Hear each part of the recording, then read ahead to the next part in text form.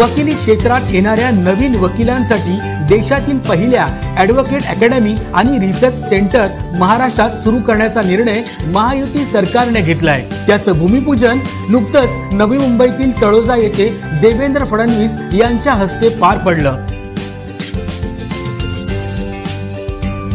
या अकादमीचं महत्त्व लक्षात घेऊन देवेंद्र फडणवीस यांनी 10 कोटी रुपयांचा निधी देणार असल्याचे जाहीर केले आहे। शासन आणि समाजाला ही अकादमी अतिशय उपयुक्त ठरणार आहे। तसेच यामुळे न्यायदानाच्या क्षेत्रात उत्तम काम होईल। त्यामुळे येथे शिकणाऱ्या वकिलांना विद्यावेतन देण्याचंही फडणवीस यांनी स्पष्ट केलं आहे। चांगले कायदे बनवण्यासाठी या अकादमीची निश्चित मदत होईल। त्यासाठी महायुती सरकारनं हा निर्णय घेतलाय।